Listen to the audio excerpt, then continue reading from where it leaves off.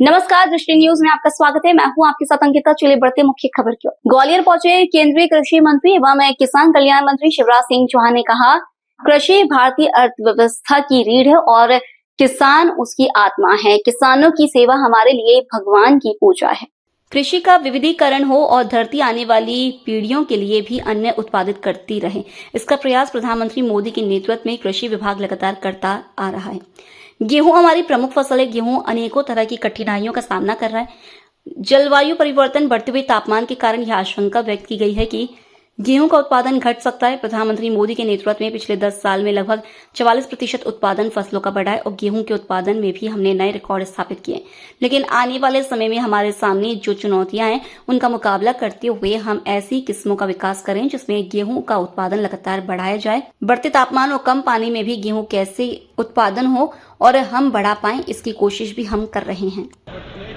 कृषि भारतीय अर्थव्यवस्था की रीढ़ है और किसान उसकी आत्मा। किसानों की सेवा हमारे लिए भगवान की पूजा है और कृषि में उत्पादन लगातार बढ़े, लागत घटे, उत्पादन का ठीक दाम मिले, प्राकृतिक आपदा में राहत मिले, कृषि का विविधीकरण हो और धरती आने वाली पीढ़ियों के लिए भी अन्न उत्पादित करती रहे, इसका प्रयास हमारे प्रधानमंत्री श्रीमान नरेंद्र मोदी जी के नेतृत्व में कृषि विभाग लगातार करता रहा है। गेहूं हमारी प्रमुख फसल है और जौ का भी अपना महत्व है। गेहूं अनेकों तरह की कठिनाइयों का सामना कर रहा है। जलवायु परिवर्तन के कारण, बढ़ते हुए तापमान के कारण ये आशंका व्यक्त की गई है कि गेहूं का उत्पादन घट सकता है।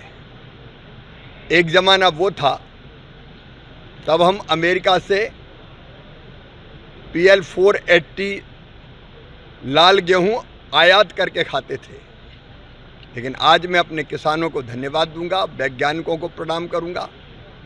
विशेषकर हमारे प्रधानमंत्री मोदी जी के नेतृत्व में पिछले 10 साल में लगभग 44% उत्पादन फसलों का बढ़ा है और गेहूं के उत्पादन में भी हमने नए रिकॉर्ड स्थापित किए हैं। लेकिन आने वाले समय जो चुनौतियां हमारे सामने हैं, उन चुनौतियों का मुकाबला करते हुए हम ऐसी किस्मों का विकास करें कि जिससे गेहूं का उत्पादन घटे ना, लगातार बढ़ता जाए। हमने गेहूं की कई नई किस्में हमारे वैज्ञानिकों ने विकसित की है। उनमें बायो फोर्टिफाइड फसलें भी है जो पोषण के लिए बहुत उपयुक्त है। ग्लूटीन की मात्रा कैसे गेहूं में कम हो, इसका भी हम प्रयत्न कर रहे हैं। बढ़ते तापमान और कम पानी में भी कैसे गेहूं के उत्पादन को और हम बढ़ा पाएँ, इसकी कोशिश भी हम कर रहे हैं। और आज इसीलिए वैज्ञानिकों का और विशेषज्ञों का एक चिंतन का कार्यक्रम आज ग्वालियर में आयोजित है, जिसमें देश भर के हमारे जाने माने ख्यातिनाम वैज्ञानिक भी है, प्रगतिशील किसान भी है। तो आज हम यहाँ गेहूं पर भी चर्चा करेंगे और गेहूं के साथ साथ हम जौ पर भी चर्चा करेंगे।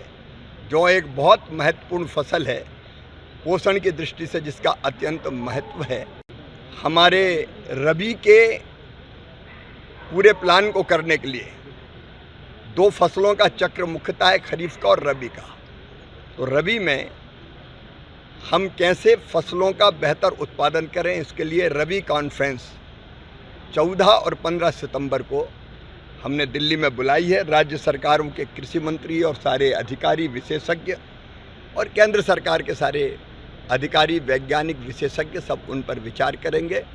और फिर एक बार जो लैब में शोध होता है, रिसर्च और अनुसंधान होता है, उसको हम सीधे लैंड तक लेके जाएं, किसानों तक लेके जाएं।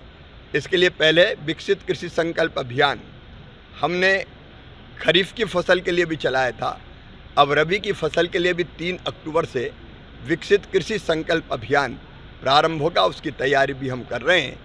आज मेरा सौभाग्य है कि इस गालव ऋषि की पवित्र धरा पर आज गेहूं और जौ पर विचार मंथन हो रहा है। धन्यवाद।